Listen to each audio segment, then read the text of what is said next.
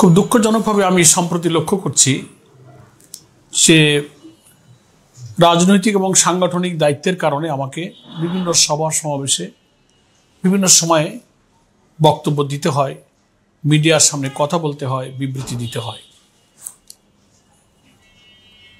সেগুলো প্রচার করার ক্ষেত্রে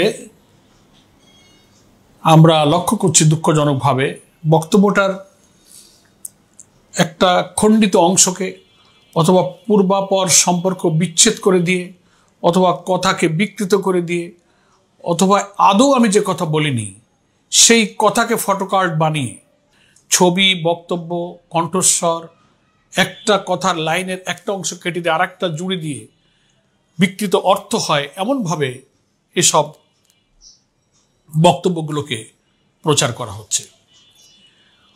যারা এটা করছেন দুঃখজনকভাবে কিছু মিডিয়ার সাথে সংশ্লিষ্ট হতে পারেন।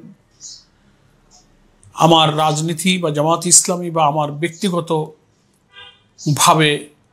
আমাদের সাম্প্রতিক রাজনীতির এবং আমাদের তৎপরতায় কেউ হয়তো ঈর্ষান্বিত হয়ে প্রতিহিংসা পরায়ণ হয়ে জনগণের মাঝে আমাদের মর্যাদা, আমাদের ইমেজকে ক্ষুণ্ণ করার অসৎ উদ্দেশ্য যদি কেউ করে থাকেন সেটা খুব দুঃখজনক।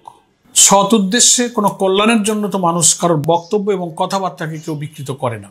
এই জন্য আমি বাধ্য হয়েছি দেশবাসীর উদ্দেশ্যে এই অসত্য প্রচার, বিকৃত কথা, খণ্ডিত বক্তব্য ফটোকার্ড করা, ফেসবুকে দেওয়া এবং যেগুলো প্রশ্নের তৈরি করে, যেসব কথা বক্তব্য আমি বলিনি সেটাকে আমার বক্তব্য বলে চালিয়ে দেওয়া, এমনকি আর্টিফিশিয়াল ইন্টেলিজেন্সের মাধ্যমে নানান বিকৃত রকম ছবি তৈরি করে কথা দিয়ে একটা অপপ্রচার, অতিরঞ্জন, অসত্য প্রচার চলছে।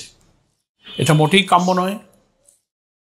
আমি মনে করি যে আমার যেসব বক্তব্য, বিবৃতি, অডিও, ভিডিও, আমার একটা ভেরিফাইড ফেসবুক পেজ আছে, বাংলাদেশ জামাত ইসলামীর অফিসিয়াল ভেরিফাইড ফেসবুক পেজ আছে। এখানে আমার সব বক্তব্য, অডিও, ভিডিওগুলো কিন্তু এখানে পাওয়া যায়। যারা এটা দেখতে চান, শুনতে চান, আপনারা সেটা ফলো করতে পারেন।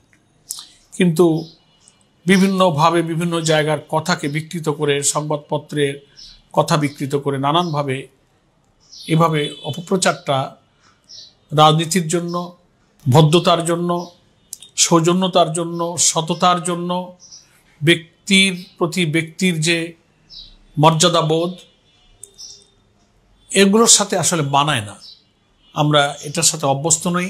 এক শ্রেণীর মিডিয়ার এবং কিছু অংশ, সকলেই নয়, একটা অশুভ উদ্দেশ্যে ভিউ বাড়ানোর জন্য, তাদের আয় উপার্জনের পথ, যে একটা অসত্য কথা দিলে মার্কেটে চলবে ভালো তো ছেড়ে দিলাম, অনেক ভিউ হলো, টাকা ইনকাম হলো, কিন্তু রাজনীতির যে ক্ষতি হলো, দায়িত্বশীল একজন ব্যক্তির একটা অসত্য কথা প্রচার করে জাতির কাছে যে ভুল মেসেজ গেল, এটা আমাদের যোগাযোগ, গণমাধ্যম, সোশ্যাল মিডিয়ার যে একটা সম্ভাবনাময় অগ্রযাত্রা, এই তথ্য প্রযুক্তির চরম উৎকর্ষতার যুগে, সেক্ষেত্রে এই প্রবণতাটা বড় বাধার কারণ, ক্ষতির কারণ। আমি মনে করি আমাদের এই মিথ্যা খবর, মিস ইনফরমেশন, ডিজ ইনফরমেশন দেবার এই অপসংস্কৃতি থেকে আমাদের সকলকে বেরিয়ে আসা উচিত।